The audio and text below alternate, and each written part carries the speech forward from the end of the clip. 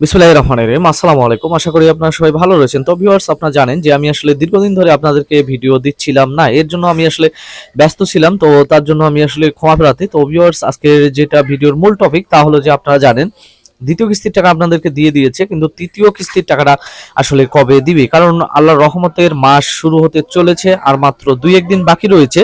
তো ভিউয়ার্স, আমি যেহেতু আপনাদেরকে খবর দিব যে আসলে তৃতীয় কিস্তি ভাতার টাকা কবে দিবে, তো সেজন্য আমি আপনাদেরকে বলবো যে আপনারা আসলে আমার জিএসএম সুমন অফিসিয়াল যে চ্যানেলটি রয়েছে এবং জিএসএম সুমন অফিসিয়াল যে ফেসবুক পেজ রয়েছে এবং প্রতিদিনের দিনাজপুর আমার আরেকটি ইউটিউব চ্যানেল রয়েছে, তো এইগুলো আপনারা কিন্তু অবশ্যই সাবস্ক্রাইব করবেন। তো ভিউয়ার্স, আমি সেই সাথে আপনাদেরকে বলবো যে আমি আসলে আপনাদেরকে যে সকল তথ্যগুলো দিয়ে থাকি এগুলো কিন্তু আসলে সঠিক তথ্য দিয়ে থাকি। ভিউয়ার্স, আপনারা জানেন যে আসলে আপনারা যারা উপবৃত্তির জন্য আমার ভিডিওতে ক্লিক করেছেন, তো ভিউয়ার্স আপনারা বুঝতে পারছেন যে আসলে বাংলাদেশে কিন্তু একটি নতুন গভর্নমেন্ট এসেছে। তো আপনারা জানেন যে আসলে আমরা এই মাত্র মনে করেন যে হচ্ছে 2-1 বছর অর্থাৎ 1.5 বছরের ভিতর 3টি গভর্নমেন্ট আমরা কিন্তু চেঞ্জ করলাম। একটি আসলে ছিল স্বৈরশাসক, সেটি হচ্ছে বেগম শেখ হাসিনা, উনি কিন্তু দেশ ছেড়ে চলে গেছেন। তো এরপরে ছিল হচ্ছে interim government doctor Mohammad Yunus sir, ওনার আমলে আসলে ভাতার টাকা আপনাদেরকে 2টি বার খুব দ্রুত দেওয়া হলেও বেশ কয়েকবার কিন্তু আসলে হ্যাসেলের মানে একটা বিশেষ ধরনের হ্যাসেল অবস্থায় দেওয়া হয়েছে।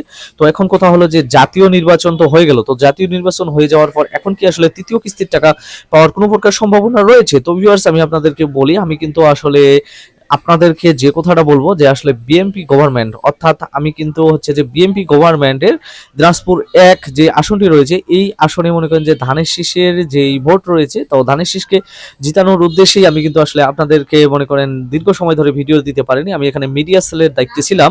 তো ভিউয়ার্স, যেহেতু আমি এখন ফিরে এসেছি, জাতীয় নির্বাচন হয়ে গেছে এবং আমাদের প্রার্থীগুলো অর্থাৎ আমাদের এমপি গুলো তারা শপথ গ্রহণ করতে চলে গেছে, এখন আমার কাজ হচ্ছে আমার সেই পুরাতন পেশায় ফিরে আসা এবং আপনাদেরকে সঠিক তথ্য দেওয়া। তো ভিউয়ার্স, বিএনপি সরকারের পক্ষ থেকে আপনাদেরকে শুভেচ্ছা ও অভিনন্দন জানিয়ে আমি আপনাদেরকে খবর দিতে আসছি যে আসলে তৃতীয় কিস্তির যেই ভাতার টাকাটা রয়েছে, এটা কিন্তু আপনারা আসলে আপনাদের এবং আমাদের অর্থাৎ ইসলাম ধর্মের যে রোজার ঈদ রয়েছে, আমি যেহেতু একজন মুসলিম, তো আমারও ঈদ, তো এই ঈদের আগে আপনারা কিন্তু তৃতীয় কিস্তির টাকা পাবেন, এটা নিশ্চিত থাকেন। কারণ আপনারা জানেন যে আসলে বর্তমানে আমরা যেই শাসকের কোনো শাসন দেখিনি, অর্থাৎ তারেক রহমান বাদ ছিলেন হচ্ছে আপনার রাষ্ট্রপতি এবং মা ছিলেন প্রধানমন্ত্রী, তো উনি কিন্তু আসলে চলে এসেছেন আমাদের সামনে।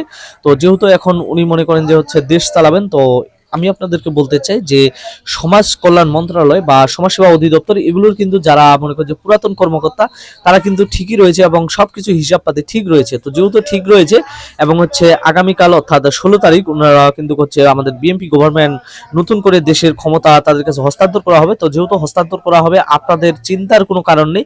1 সপ্তাহের মধ্যে কিন্তু মন্ত্রী পরিষদের সমস্ত কিছু ঠিকঠাক করে আপনাদের যে ভাতার টাকা রয়েছে এটি কিন্তু আপনারা পেয়ে যাবেন। এবং হচ্ছে তারেক রহমান উনি কিন্তু আপনাদের সাথে ওয়াদা করেছিলেন ভোটের আগে যে উনি ফ্যামিলি কার্ড দিবেন। এই ফ্যামিলি কার্ডটি কিন্তু আসলে সবচেয়ে বেশি পাওয়ার অধিকার রাখে যারা আমাদের বাংলাদেশে ভাতাভোগী রয়েছে, কারণ তারা হচ্ছে নিম্ন আয়ের ফ্যামিলি। এবং সেই সাথে উপবৃত্তির টাকার জন্য আপনারা যারা ওয়েট করতেছেন উপবৃত্তির বিষয়ে, এখন পর্যন্ত কিন্তু হচ্ছে প্রধানমন্ত্রীর শিক্ষা সহায়তা ট্রাস্ট থেকে কোনো কিছু বলা হয়নি। তো যেহেতু নতুন গভর্নমেন্ট আসতেছে, নতুন গভর্নমেন্ট আসলে আসলে তারা কি সিদ্ধান্ত নিচ্ছে উপবৃত্তির বিষয়ে পরবর্তী ভিডিওতে জানিয়ে দিব। যার কারণে অবশ্যই আমার চ্যানেলটি সাবস্ক্রাইব করে পাশে থাকা বেল আইকনটি বাজিয়ে রাখবেন এবং পেজটিতে ফলো দিবেন। ধন্যবাদ।